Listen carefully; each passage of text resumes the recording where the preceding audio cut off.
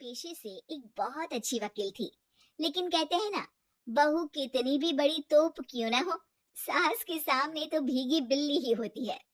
अरे जनक, क्या बात है? आज रोटी नहीं मिली अभी तक। ये तेरा कोर्ट नहीं है जो आज फैसला ना हुआ तो कल की तारीख मिल जाए। रोटी तो रोज वक्त में चाहिए। हाँ। माँ जी, रोटी तो कब की बन गई। मैंने आपको कहा तो खाना खाने के लिए, आपने शायद सुना नहीं होगा। ओहो, जज नहीं हूं मैं तेरे कोर्ट की, सास हूँ सास। कोई दलील फालतू की मत देना यहाँ। बहुत जानती हूँ मैं इन वकीलों को। अपनी बात ऊपर रखने के लिए झूठ बोलने में जरा भी तभी नहीं वहां जनक सोचते। के ससुर आ जाते हैं। अरे भाग्यवान, क्यों बेचारी के काम को कोसती रहती है हमेशा। मैं भी तो था वहां जब ये आई थी तुझे रोटी खाने को बुलाने के लिए। सास को तो अब गुस्सा आ जाता है कि कैसे किसी ने बहू की साइड ले ली। अरे वाह जी वाह, वो तो मैं जानती थी कि कोई ना कोई गवाह तो ये पेश कर ही देगी। पर मैं तो अब सीधा खाना खाकर सोने जाऊंगी। मुझे आदत नहीं है किसी से बहसा बहसी करने की। पता नहीं कैसे ये वकील इतना दिमाग लगाकर खुद तो झूठ बोलते ही हैं, साथ में झूठे गवाह भी ले आते हैं। जनक को सास के ताने सुनने की अब आदत सी पड़ जाती है। एक दिन जनक वकील की ड्रेस पर काला कोट पहनकर कोर्ट के लिए निकल ही रही होती है कि अरे कहाँ चली काला कौवा बनकर? रोक दिया ना, अब कोर्ट तो वकील वाली ड्रेस पहनकर ही जाऊंगी ना। वाह भाई वाह, दामिनी तो मैंने भी देखी है। सन्नी पाजी ने ऐसा ही कोट पहना था और कहा था कि तारीख पर तारीख, तारीख पर तारीख। मतलब कि कोई बात करनी है तो बोलिए, वरना वक्त नहीं है मेरे पास खराब करने के लिए।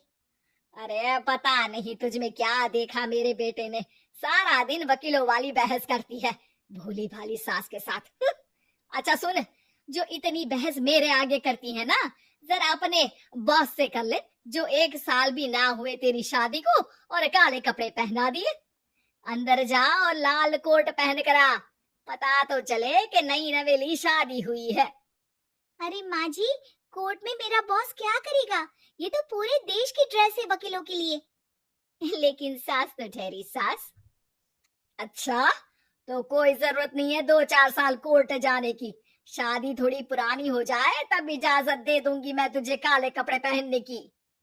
अब क्या था, मन मारकर जनक को लाल रंग का कोट पहनकर कोर्ट जाना पड़ता है। उसके जाने के बाद आहा, बढ़िया, ये पूरे देश की ड्रेस की बात करने वाली। अरे पहना दिया ना लाल कोट। या तो जनक को उसके काम का ताना देती, या फिर उसका काम छुड़वा देने की धमकी। तंग आकर एक दिन जनक पति से कहती है, मैं सोच रही हूँ कि कोर्ट जाना बंद ही कर दूं। अरे क्यों यार, इतना अच्छा करियर है, क्यों छोड़ने की सोच रही हो? अरे लाल रंग का कोट पहनकर जाना पड़ता है, हर बात पर सास ताना देती है कि वकील तेज होते हैं, सवाल जवाब करते हैं, झूठी दलीलें देते हैं। अरे तो ठीक है ना, वो जो कहती है अपनी समझ से कहती है, लेकिन तुमको तो पता है ना कि सच्चाई क्या है। जनक को पति की बात से हौसला मिलता है कि तभी घर पर कुछ लोग आ जाते हैं। अरे आइए आइए पंच साहब, कैसे आना हुआ?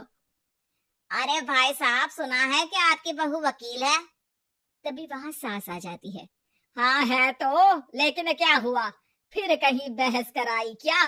अरे हम तो खुद दुखी है उसके व्यवहार से। ये आपको तो पूरा मोहल्ला जानता है कि आप कितना बोलती है। फिर हम यहाँ बहू रानी की कोई शिकायत नहीं, बल्कि अपनी परेशानी लेकर आए हैं। ससुर जी खुश हो जाते हैं। हाँ हाँ, मैं अभी बहू को बुलाता हूँ। जनक वहां आती है, सबको नमस्ते करके बैठ जाती है। बहू रानी, हमारे गांव में बड़ी मुसीबत आ गई है। अब तो पूरे गांव की जिम्मेदारी मानो तुम्हारे कंधों पर है। अरे ना ना, इससे तो घर की जिम्मेदारी पूरी नहीं होती, ये गांव की जिम्मेदारी क्या लेगी? भाभी जी, आप चुप हो जाओ, यहाँ पढ़े लिखे लोगों की बात हो रही है। आप जाओ, जरा रसोई से सबके लिए चाय लेकर आओ। मैं कॉफी लूंगी। हाँ हाँ, वकील साहिबा के लिए कॉफी। सास सर पैर सब पटक कर वहां से निकल जाती है। बहू, गांव में पानी नहीं आ रहा है, पड़ोसी राज्य ने हमारा पानी रोक रखा है।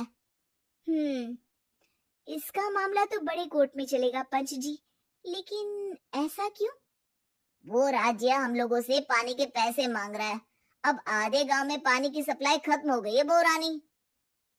अच्छा पंच साहब, बात गांव की है तो मैं जरूर केस लड़ूंगी। यहाँ एक बार फिर सास की एंट्री हो जाती है। अरे वाह जी वाह, ये काम करवा लो, आप हमारी बहू से बहुत अच्छा करती है। मैं हूँ सीधी सादी सास, इस लड़की ने कैसे लड़ लड़ कर मुझे साइड कर रखा है ये तो अब आपको पता चल ही जाएगा। अरे भाभी जी, आपकी आवाज तो पूरे गांव को सुनाई पड़ती है जब आप बहू रानी को सुंदर वचन सुना रही होती हैं।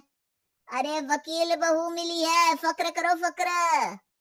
हाँ जी हाँ, सारी फकर तो हम लोग ही करें। खैर, अब जो केस लड़ेगी और पानी गांव में आ जाता है तो पंच साहब लिख कर देना होगा कि हैंड पाइप में घड़ा भरेगा। अरे फिर तो हम बहू रानी के नाम पर घर पर ही सप्लाई दे देंगे, लेकिन ये इतना आसान नहीं है। बहू, गांव के पास अभी वकील करने की भी पैसे नहीं है तो। अरे पंच साहब, ये मेरे गांव का मामला है, मैं आपसे एक भी पैसा नहीं लूंगी। सास को बहू की बात पर गुस्सा आ जाता है, लेकिन सबकी जाने के बाद झनक मन लगाकर गांव की परेशानियों को दूर करने में लग जाती है। और वो दिन भी आता है कि झनक केस जीत जाती है। अरे आज तो प्लम्बर आकर घर तक पाइप लगा गया है, खुश हो जाओ, मेरे कारण तुम लोगों को घर के अंदर ही पानी मिल जाएगा।